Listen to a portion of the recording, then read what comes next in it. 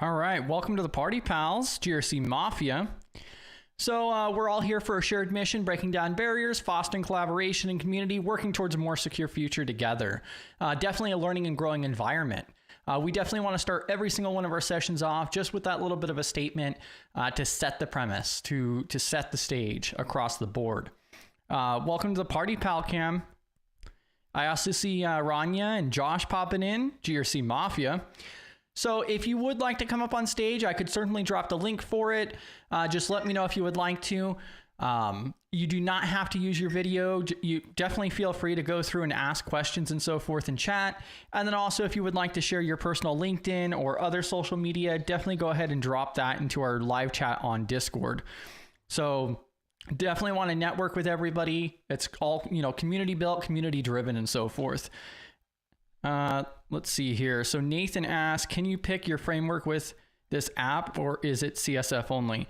CISO Assistant has over 70 different frameworks. So everything from ISO to NIST, there's the RMF, there's SOC, there's pretty much everything that is commonly used is built into CISO Assistant. You just download it into your thing, which I could showcase in a moment. Yeah, and also share useful resources, or if you guys have any questions, even if it doesn't relate to what we're talking about at that moment, worst case scenario, we'll circle back around to that. Now, if you do share something that you don't want to be public, then just go ahead and reach out to me on Discord or LinkedIn. You can also contact me at contact@studygrc.org, and we could figure out how to get that redacted or otherwise. This is our Tuesday hands-on.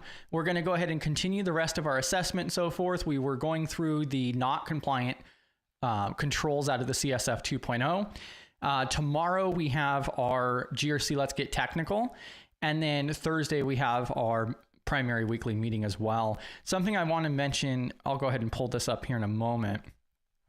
Also B-Dubs. So B-Dubs, I'm dropping the links in chat now, not only puts out a weekly article every single Monday along the lines of cybersecurity and GRC, but then also has a ongoing CISSP study group, which is friendly to even beginners and seniors.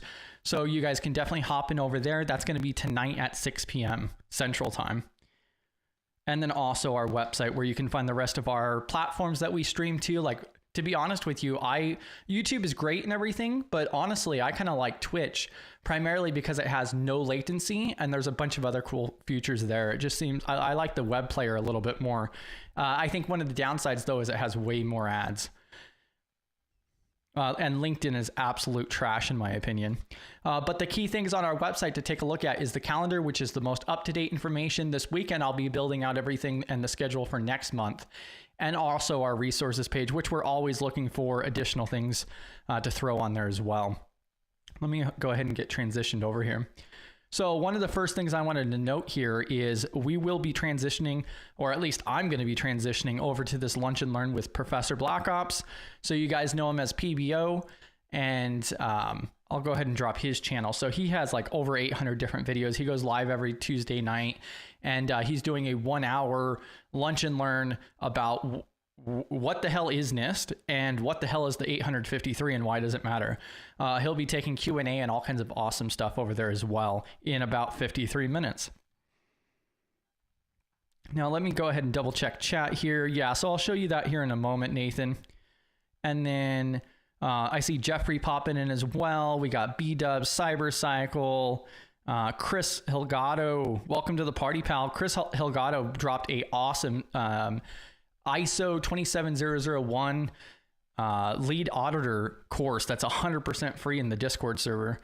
I got it on my backlog now. Really awesome resource shared. And there's like 3 or 4 other people who are like, oh yeah, that is actually pretty cool. Welcome to the party, pal, Cybercycle. All right, so let's go ahead and get transitioned over here. So over here, we have our CISO Assistant that we've been working in so far. Let me go ahead and zoom in and play around with this a little bit. All right, now one of the first things I want to show, so Nathan was asking about the different frameworks. I had showcased it a little bit before, but we can go ahead and take a look at that. So underneath governance over here on the left, which we have a video as well, I can go ahead and drop. So a couple weeks ago, CISO Assistant went through and live streamed for us how to actually set it up in Docker and in the cloud. a really great resource to have. It's literally a step-by-step resource to self-host because it's free and open source. You do not have to pay for it. There are like over 90% of the features are available. So I just dropped that link in chat for the setup if you guys need to take a look at that. Their Discord server also has great support as well. But so on this page right here under governance, libraries, then they have this filter, which is really the best way that I've found. But so you can see 135 in the library store altogether. Now for an example, we can go ahead and search for NIST, and then we could see right here that we got the 66, which is HIPAA, I believe. Yeah, so HIPAA. And then we got some mappings. We got the privacy framework, AI framework, 53, 171, all kinds of awesome stuff there. But it's way more than just that. So they have not everything, but they have a lot. So also we can go ahead and click on DoD and bam, here's CMMC 2.0. You want to go ahead and I think, okay, yeah, here it is. Bam. So you want to go ahead and take a look at SOC. Bam, here we go. I think this is a mapping. Yeah, so you have SOC 2 2017, and then you have SOC 2 for the revision in 2022, which is the latest one that I'm aware of. So I think they might be redoing it again here in the near future, but my point being is that they have a lot of different frameworks. And if there's a framework that you don't have or that they don't have on here that you're utilizing, it's not that complicated to go through and get it imported. Just communicating with them inside of their Discord server would be the best way to figure out those. But also if you already have a customized, if you took something like the 53 for an example, and you've customized it over the last 15 years, then what you can do right now is even on the community edition, you can come down here to experimental and utilize this data import wizard, which will actually give you a step-by-step. You just upload your Excel file here, and then you'll be able to map everything over. So it's a really cool tool that they just published, I think like Friday, I believe. I think it was Friday or yesterday or something like that. It wasn't, it's very, very new. But yeah, if you have any questions, definitely let me know. Chris Helgato says he needs more ISO friends. Oh gosh. That's the only reason you're sharing free ISO, resources. You guys also might not know or realize, but we also have a resource page for ISO. We're working on building this out more. We have iso.studygrc.org, and we also have nist.studygrc.org, both subdomains. And the goal is to put a bunch of useful links and resources on those pages. And the main reason I want to mention that is because right now, this links over to this walkthrough. Chris Helgato went through and did a great video for us. He also presented this talk at a conference down in Texas. And it provides like a step-by-step, all kinds of awesome resources and, low cost to free to really start digging into that ISO material. So bam. Definitely got to work on those pages more. They're not complete whatsoever, but progress. Welcome to the party, pal, Blazing Dragon.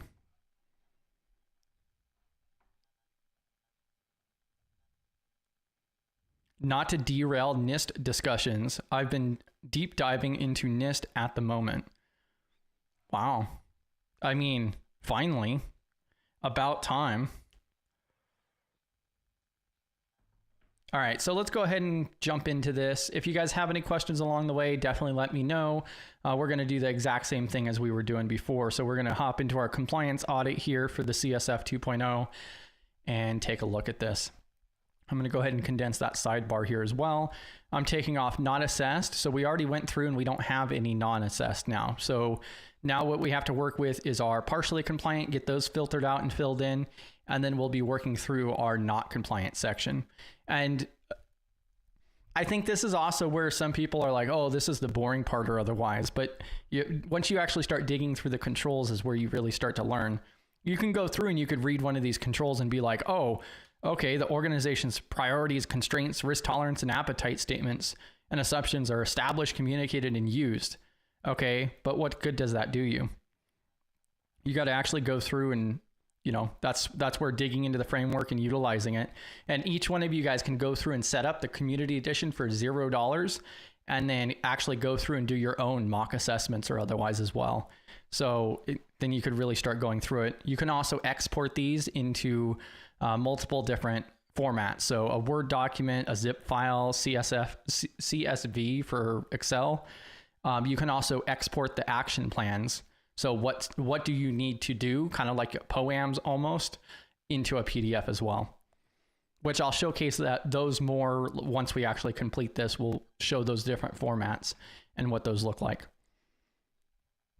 So I'm going to go ahead and take all of these other options off and just do partially compliant. Oh, wow. Okay, there we go. Bam. Partially compliant. We were in the DE detect function. All right, let's see here. So we have this one marked here for to do partially compliant.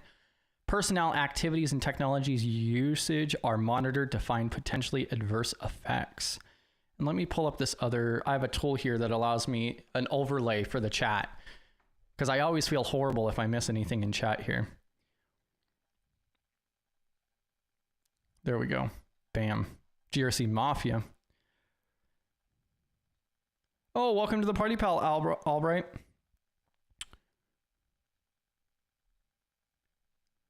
It's about time for sure. Yes, yes, yes, it is, Chris.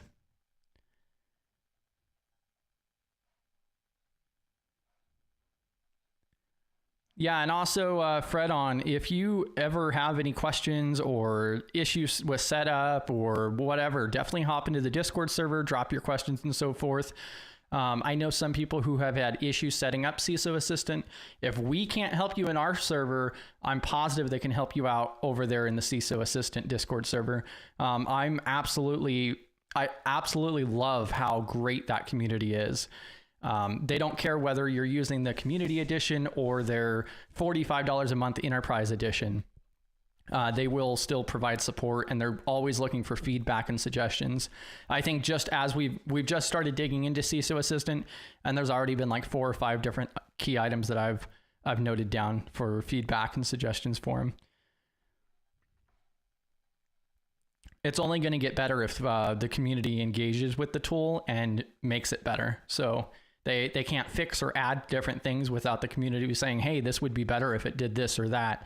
Or otherwise, like dark mode is like a necessity requirement for me, to be honest. All right, so DECM03. So detect function, continuous monitoring. Personnel activities and technologies usage are monitored to find potentially adverse effects. Some of the different examples here, which you can also find these exact same examples on the NIST documentation. Use behavior analysis, analytics, software to detect abnormalness, user activities to mitigate insider threats. Monitor logs from logical access control systems to find unusual access patterns and failed access attempts. Continuously monitor deception technology, including user accounts for any usage. So that's like honeypots. Let's see. So monitor logs, and see one of the key things that it states here. So it just says that the usage is monitored. It doesn't say anything about automation. So we should be able to be compliant with this even as a small business, because one of the last controls that we went over was talking about how we need to review like log events on a regular basis. And so we had to mark that one as not compliant. Or I think it might have been partially compliant, because although we do go over logs, we don't have any documentation or a ticketing system for it. So this doesn't actually state anything in the control itself that it has to be automated. So this is another thing where we can go through and be like, oh, okay, let's set up an automation. Oh, if a user account goes through and, there's been 5 login attempt failures, then it sends out a notification. So this should be something that we can go ahead and handle. And so if I go ahead and open this up, I'm going to go ahead and click on this here. And then we're going to go ahead and mark this as a to do. And so it's to do right now. We're going to go ahead and mark this as in progress because this is going to be something that we want to implement. And you can also see everything else up here at the top. I also showed yesterday about the evidence and exemptions that are also inside of each control. And so we would just have to monitor that. And so again, no formal documentation and procedures exist. Login.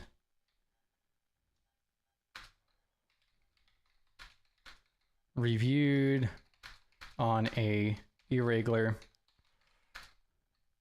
basis.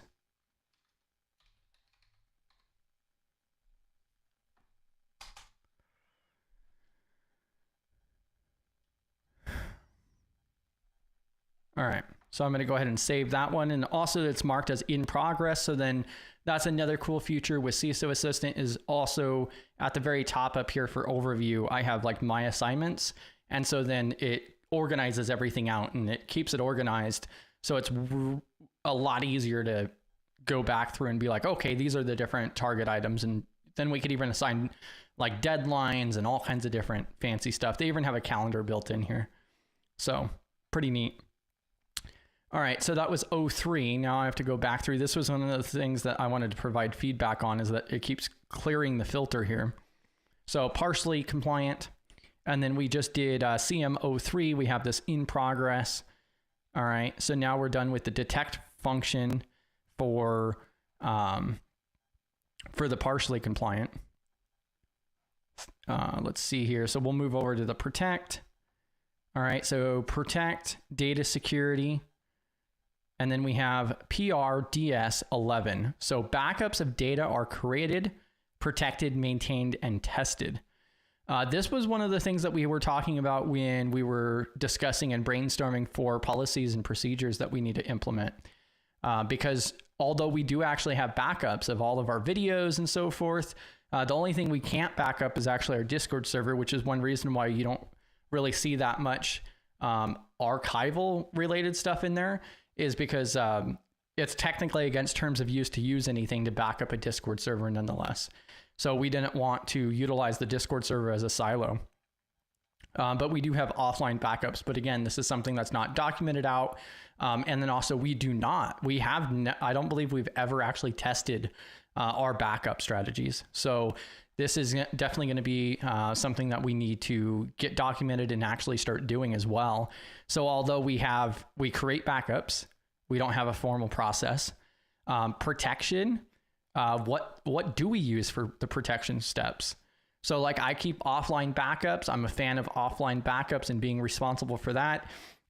There is a tool that's called VersaCrypt, which is an encryption tool that you could encrypt your hard drive or flash drives or SD cards and so forth, utilizing different types of encryption such as AES 256 and so forth. So that would be, data at rest encryption. And then maintained, same thing. So keeping it up to date and so forth. And then tested. So all of those different steps in there. So this is going to be another one that's going to be on our in progress. This would actually technically fall under not compliant, not partially compliant. So I'm actually going to put this as under not compliant because we don't have, so although we create it, we don't have anything documented for creation. We don't maintain it per se. And then we don't have any testing whatsoever. So no formal process or documentation at this time.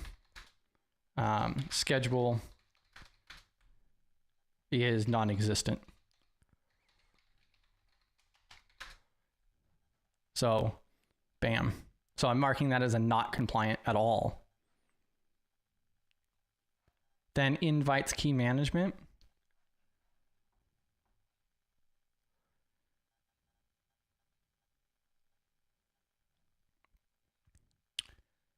I'm not sure what that's in regards to CyberCycle. Then invites key management. Oh, okay, I see. Yeah, when I was talking about the encryption portion, and then we have to manage the different encryption keys and so forth. That's probably what that's in regards to.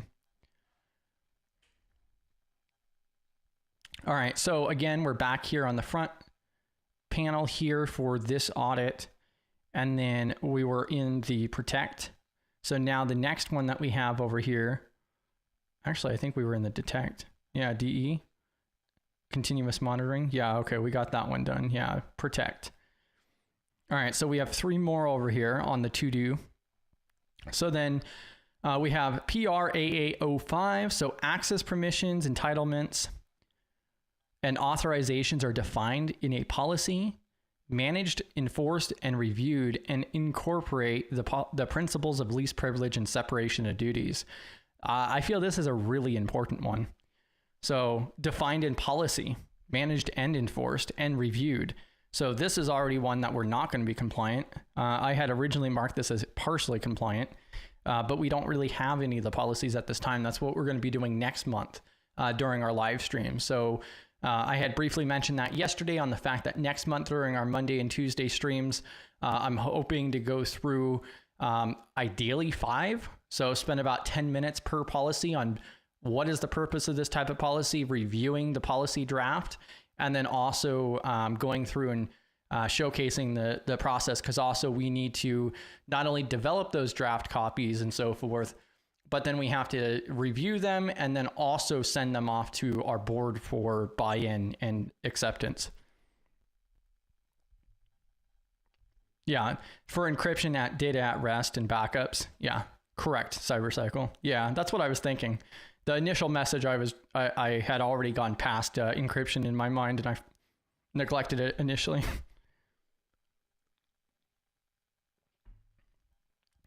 Yeah, I personally use a tool called VersaCrypt. Let's see. I'm actually going to go ahead and pop this up real quick, because this is also like one of the big things too, is going through and sharing all of this resources, if it works.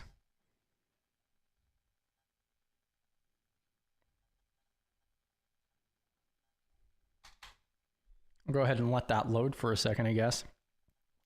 All right, so some of the different examples here is review logical and physical access privileges periodically and whenever someone changes roles or leaves the organization. So this is talking about least privilege and separation of duties. Take attributes of the requester and the requested resource into account for authorization decisions. So that's really talking about that least privilege aspect, need to know rather than, just, oh, okay, you have full access to all of this. So like one example of this would be our YouTube channel, for an example. We can add somebody on as an editor where they have access to the videos themselves, but they can't live stream. They can't, delete comments or delete videos or anything like that. They can only access the videos in YouTube Studio, for an example. So that would be a form of least privilege. So just what they need.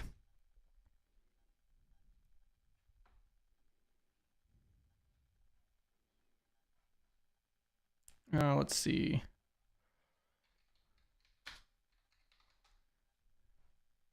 Which part did you miss there, CyberCycle?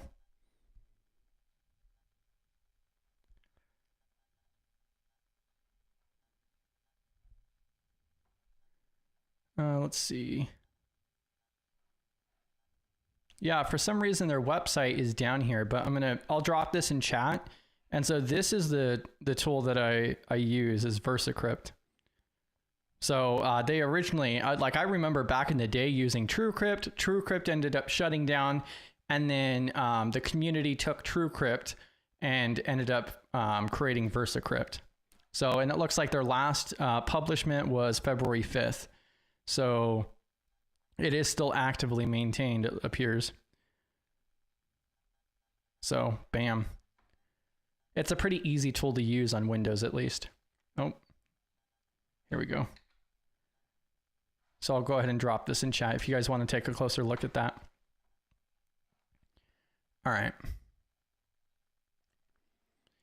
And then restrict access and privileges to a minimum necessary. And so this is something that we've already taken into account, but we don't have policies on this or procedures on how to proceed with access controls and data and so forth.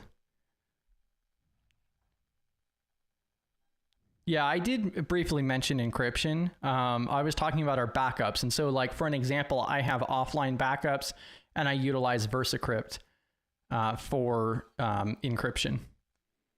So they do provide multiple different types. It's very easy to use on Windows. And yeah. All right, so now this control here. So this is going to be another one I'm going to go ahead and mark as not compliant because we do not have policies, management, enforcement, and we do not have a review process at this time for least privilege and separation of duties. This is something that we need to get documented and actually fully implemented.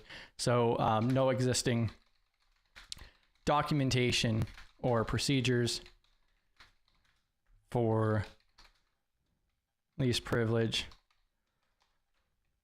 Let's see. Yeah, and then so that should cover it.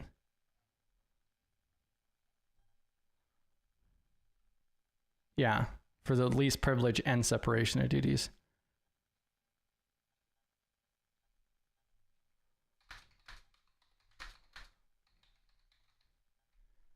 Bam. Oh, I have to go back to that one real quick because I didn't mark it as in progress. And so that was, yeah, so it was AA05. And so we marked it as not compliant, but I want to change that to in progress real quick. Bam. Yeah, CyberCycle, I highly recommend VersaCrypt. There are different sources out there for encrypted hard drives. Like you could buy, I think there's like one out there called Titan or something, where it comes with, where like there's buttons on it that you have to input a code or otherwise to decrypt it.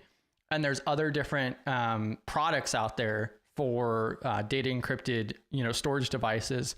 I personally would prefer utilizing VersaCrypt, which is an open source tool. It has a very long history, and they do provide that AES 256. So, which is what I personally recommend. That's what the federal government still utilizes for their encryption. And also, like, there's a whole deep dive. Cryptography is not a strong suit of mine either. I've done a little bit of research into it and so forth. But also, like, even the processors and so forth that are on the market, they actually are, my understanding is that they actually are optimized for AES encryption. So, or at least Intel's. Access, permissions, entitlements. Okay, so we just did 05. I need to go ahead and filter this back down to partially compliant. Now we have 03. So again, under protect, and then identity management, authentication, and access control. AA03, users, services, and hardware are authenticated. And so this is also where we get that difference on authorization, authentication. So AAAs. Let's see here. So require multi-factor authentication. Well, that's a good one. Enforce policies for the minimum strength of passwords, pins, and similar authenticators. That's a good one. Periodically re-authenticate user services and hardware based on risk. And these are different examples. I'm already looking at implementing all three of those. Ensure that authorized personnel can access accounts essential for protecting safety under the emergency conditions. So that's an interesting one there as an example. So ensure that authorized personnel can access accounts essential for protecting safety under emergency conditions. So I find it interesting that they add that as a fourth example there for user services and hardware are authenticated. But so definitely these top three: multi-factor authentication, minimum password, pins, and similar authenticators, and then also re-authenticating users, services, and hardware based on risk in zero trust architecture is what it mentions there. But like, there's a lot of different tools and software that's out there, including Windows, where you can actually force re-authentication after 12 hours or 8 hours or whatever time period, 14 days. So it just depends on the org. There's actually a lot of platforms I actually use that allow you to set that. So I'm going to go ahead and pop this one open. This is going to be one that we do implement. So I'm going to do in progress. Now, I did mark this as partially compliant because we do have MFA. So MFA is enabled and enforced, although no formal documentation exists, with a lack of review. All right. And then this is also talking about services and hardware authenticated. Let's see. Yeah, and then also, yeah, so that should work there.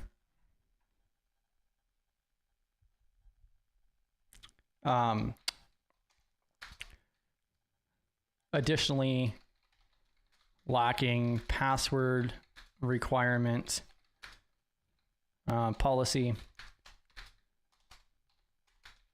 and reauthentication and forced reauthentication.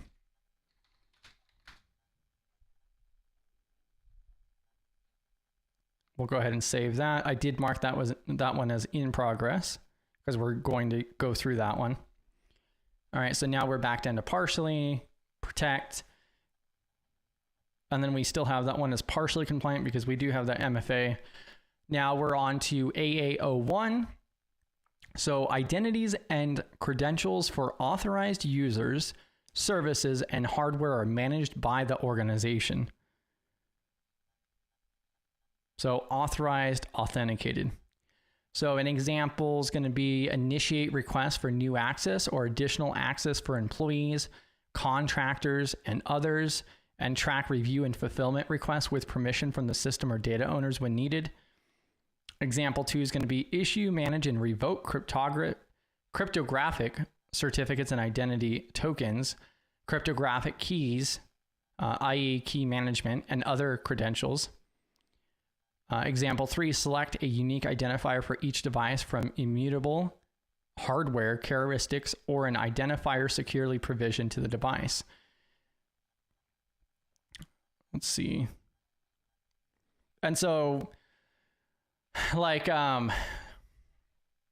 this is where like the organization needs to actually manage these identities and credentials. So rather than, you know, like on Google Drive, for an example, you just go through and add some and share a document with a particular individual. And let's just say, you know, john@gmail.com or something like that. You add them and share them as an editor on a document. You don't actually control that identity or that credential, for an example. And it says authorized user services and hardware. So that's also where like this key management or unique identifiers come in, especially for hardware. Like I've gone through and set up Google Workspace before, and you can go ahead and run off of like the MAC addresses or other identifiers for the devices for authentication. Let's see. So like this is going to be a little bit more difficult to actually implement. So something that I think of when I think of this is also going to be like SSO. So single sign-on. That is definitely something we could take a look at and figure out. This is something that I'm actually going to go ahead and mark as not compliant. So procedures. I'm just going to go ahead and put documentation does not exist at this time. I'm marking it as not compliant in progress. All right.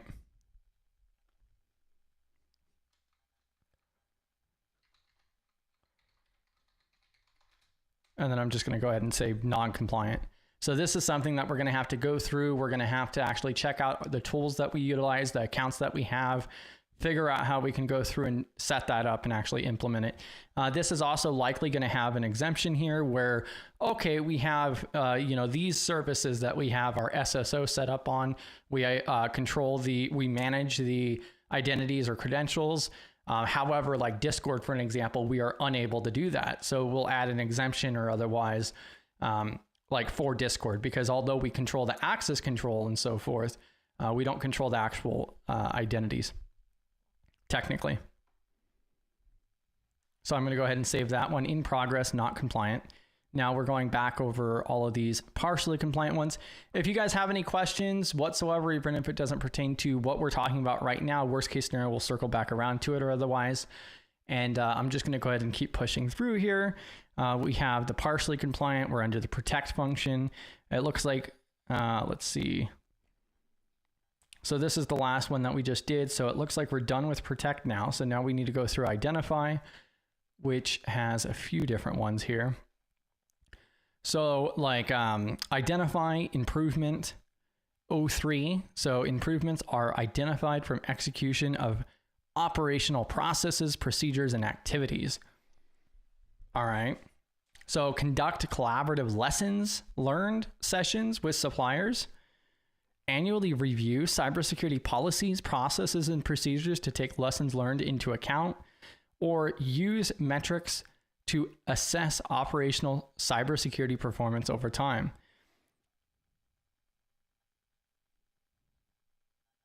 And so this is a whole portion of like, let's just do better. And so this is something where we're going to actually have to get this documented and be like, oh, you know, every 3 months, we're going to go through and do a lessons learned, or we're going to go back over and, you know, like it states right here, annually review cybersecurity policies, processes, and procedures to take lessons learned into account. So, you know, we could set up like maybe every 6 months, because like one of the things I was thinking is we'll go through and actually do an assessment every 6 months. Oh, look at that. PBO popping in. Are you streaming tonight, PBO? I know you're going live here in about, I don't know, 20 minutes. So yeah, about 20 minutes, PBO will be going live over on the Simply Cyber YouTube channel. So you can see it right here. So Lunch and Learn with PBO, Introduction to NIST and the Path to SP 853. PBO is the local 853 SME subject matter expert.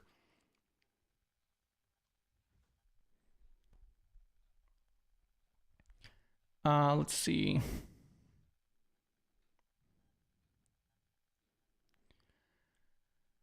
So Josh asked, what settings did you have to change since yesterday where the filtering on only partially compliant was getting lost after changes? So there's no settings for it. That's actually something that they're going to have to fix.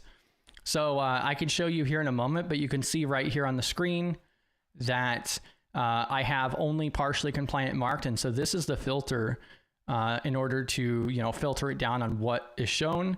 And so as of right now, you'll see it here in a moment when we go into this one. When it brings me back to this page, it's going to have all of them selected.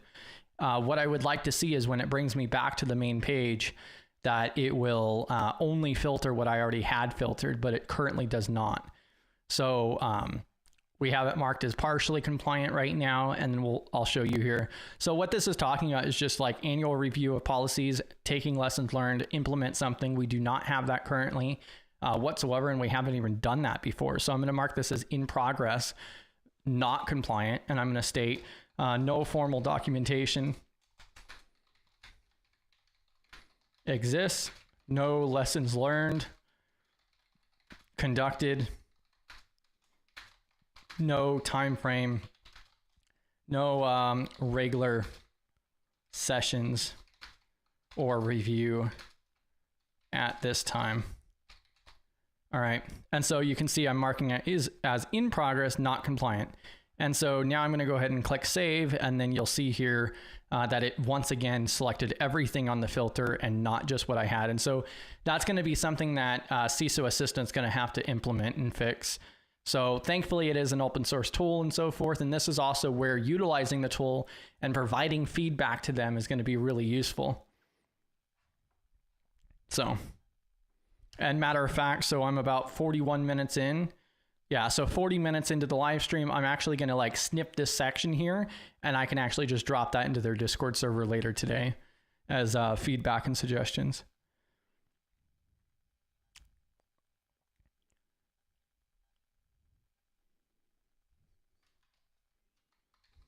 Did PBO say anything about going live? So PBO is going live here on Simply Cyber shortly, but I don't know if he's going live later today.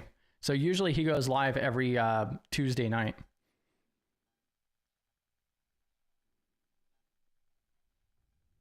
I do not see a video scheduled.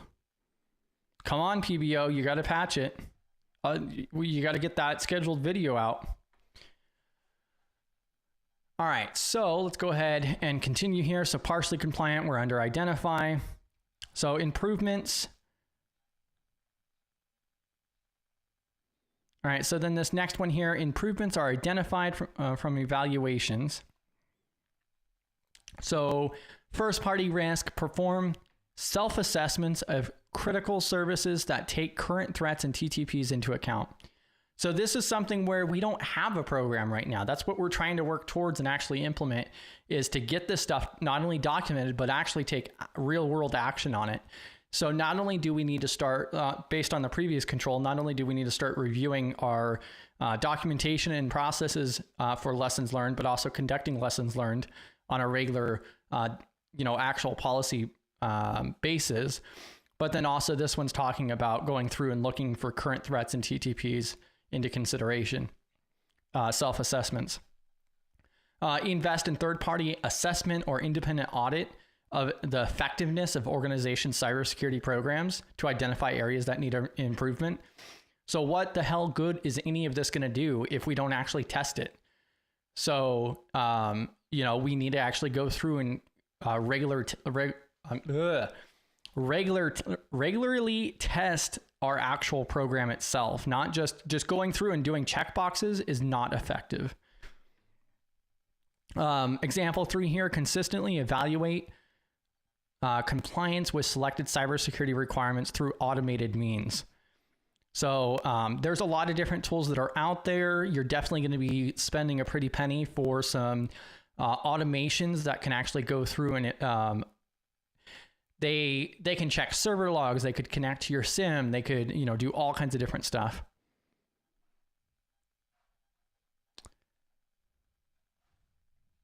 Yeah, I was going to drop that link closer to the end there, but you can see that you can also drop links in chat too, B-dubs. The VP of Study GRC. Yeah, exactly, B-dubs. And B-dubs even has an article that goes along those lines of before checklists. So beyond the checklist, and I'm actually going to go ahead and showcase it here. So GRC beyond the checklist. Think GRC is just about checking boxes. Discover how a hacker's mindset fueled by creativity, curiosity, and critical thinking can transform compliance into a dynamic, proactive strategy for tackling today's toughest cybersecurity challenges. So if you are just checking boxes, you're not doing it right. And I have no problem saying that. At least you're doing something, but you're not doing it correctly. Let's see. Come on, B-dubs. Come on. You got this.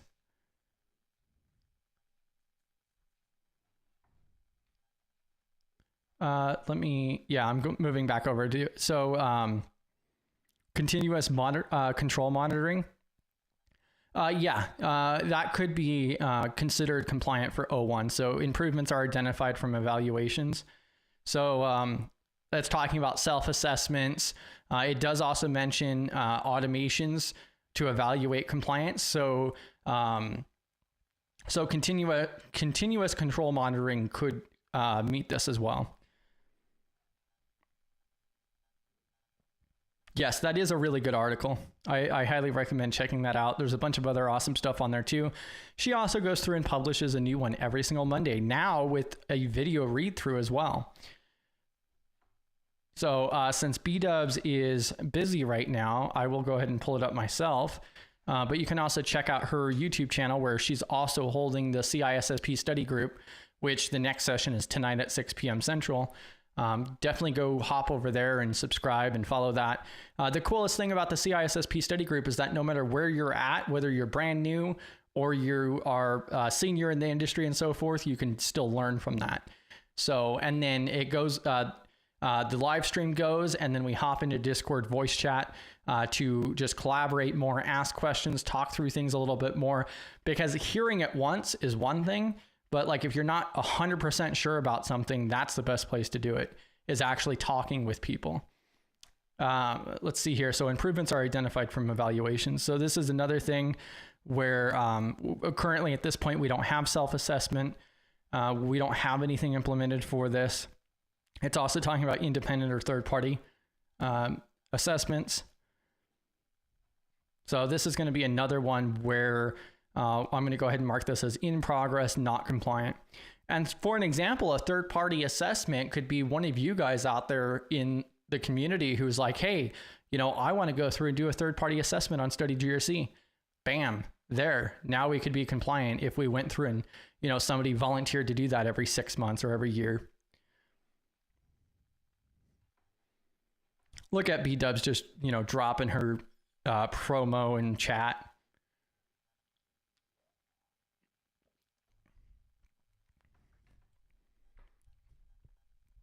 Yeah, definitely you do not have to take. One of the biggest things that we've also talked about before too is you can study a certification or otherwise without actually taking the exam. Exams are expensive. The main thing is learning the actual skills and ability to do the job. So you could study something without actually taking the exam. Like, although I'm studying the CISSP, I'm not going through and have any plans on ever taking it even. Primarily because you do have to have that 5 years worth of verifiable experience to actually obtain the certification. But then also it's expensive. I think it's like, what, $760 or something or more, not including membership fees.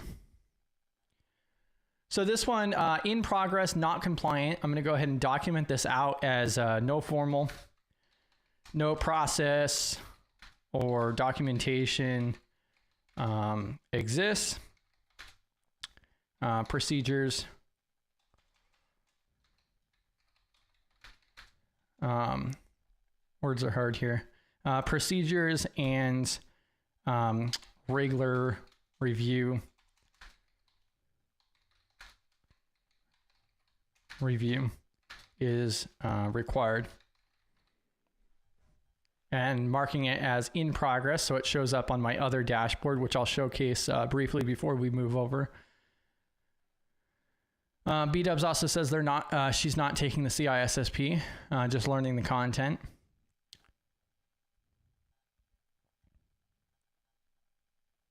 Y'all using a trust portal. We're a small nonprofit business, Josh. Although one of the cool things here is that with CISO Assistant, you could open this up. So not only can we go through and collaborate and send out questionnaires to our third parties and handle all of that as well. But it also has a whole range of user access and all kinds of other stuff. So literally I could just add a user on here who has like read only across the whole thing. And you could actually conduct a third party assessment within our own tool here as well. Or at least be able to see everything. One of the other cool things too is everything's exportable. It's not a vendor lock-in either.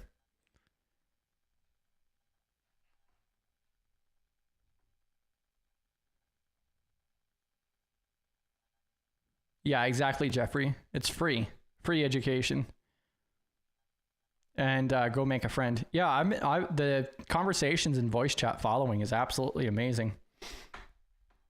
All right, so moving on to the next one here. So improvements are identified from evaluations. So that's the one that we just went through. I got to go ahead and change this filter again. All right, so now it looks like we have, so we already went through the protect one. We're in the identify. We went ahead and did, let's see. So identify critical suppliers are assessed prior to acquisition. So conduct supplier risk assessments against business and applicable cybersecurity requirements, including the supply chain.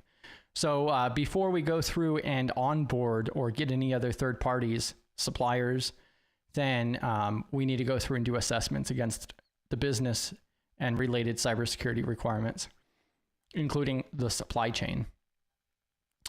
So this is another thing that we do not have implemented. I marked this as partially compliant. This one needs to be not compliant.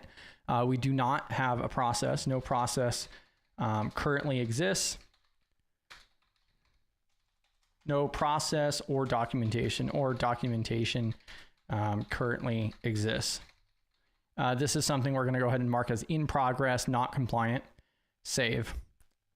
It's going to take us back to this main page, fix these filters, and then we'll move on to the next one. So under identify, RA05, so threats, vulnerabilities, likelihood, and impacts are used to understand inherent risk and inform risk response prioritization. Well, guess what? We have a risk register. We went through last month building a risk register, and we do use threats, vulnerabilities, likelihoods, and impacts to better understand our risk levels and what we need to, to actually inform our response. So that's something that we did a live stream on, not only building our risk register, but also importing it into our CISO Assistant here. So I believe that's under risk. And then if we hop on over to vulnerabilities here, you'll see here, we do have our ratings and so forth built in here. So, so that is actually something we are technically compliant with. We need to further expand that more, but at least we're on the right track. So let me go back over here again. Applying the filter and then identify. All right, so now I'm going to go ahead and pop that open. And we still need documentation on this. So I'm going to go ahead and still mark this as an in progress. And I'm going to mark this as, okay, so it is partially compliant, in progress. And then I'm going to go ahead and mark, no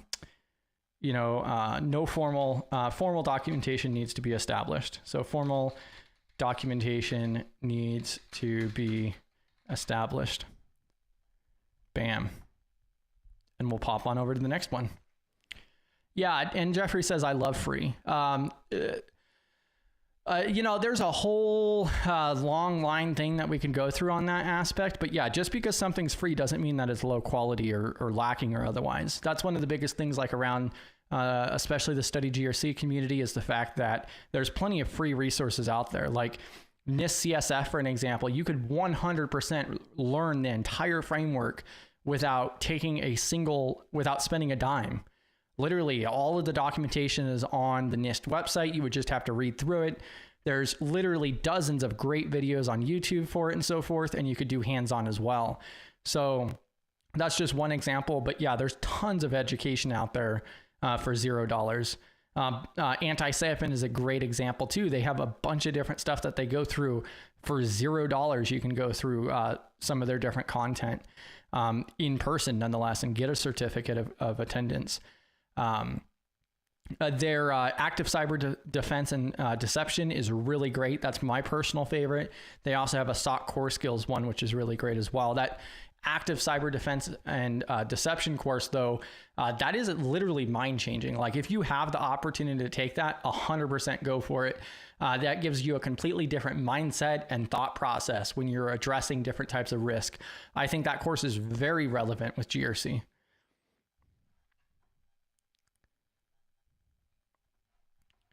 All right, so let's see here.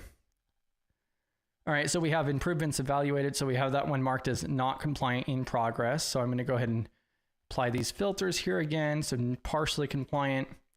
So now we have a big one here, risk assessment. And you could see here, let's see. So yeah, we have this one marked as in progress. So the next one here is RA01. Vulnerabilities in assets are identified, validated, and recorded. So that, again, we went through and started documenting that. That is something that's going to be continuous. A risk register does you absolutely no good if you do not actually, it's a living document. I honestly believe that's where a lot of failure occurs, is because it's not as simple as like, oh, okay, we're just going to build a risk register and then you leave it and forget about it, like most policies are left. That risk register should be continuously updated on a regular basis. It's a living document. And that's kind of like what it's talking about here. So use vulnerability management technologies to identify unpatched and misconfigured software, access network and system architectures, review, analyze, or test organizationally Organization developed software to identify, assess facilities that house critical computing assets for physical vulnerabilities, monitor sources of cyber threat intelligence. We already talked about for small nonprofit, small business and so forth, cyber threat intelligence. There is a OSINT, open source intelligence level that we could address, but a lot of the different tools that are out there are just out of means. Let's see here. Review processes and procedures for weaknesses that could be exploited to affect cybersecurity. And so this is something where, again, we have already worked on this. I'm marking it as partially compliant in progress because, again, no formal documentation. So having the actual policies and procedures implemented and having it dead set to where like I can add it on my calendar, hey, every 3 months, every 90 days, we're going to go through and check things for vulnerabilities. Every 30 days, we're going to check our logs. We're going to check, every 2 weeks for our, we could set up automations for our failed login attempts, for an example, and so forth. So no formal documentation exists. Although steps have been taken to document and address vulnerabilities. So that's why I'm marking it as partially, because we have taken steps. We just don't have it formally. All right. And then, we need to hop over here in a moment. So PBO is going live here in a moment. So we'll be back on this on Monday. Definitely hop in with us tomorrow. So every day of the week, we're going live. If you guys have any additional questions, definitely hop into our Discord server. And I'm going to drop this link one more time over to the Lunch and Learn with PBO. So that starts in about 50 seconds. Good luck. You got this, PBO. Let's see. Yep, no worries.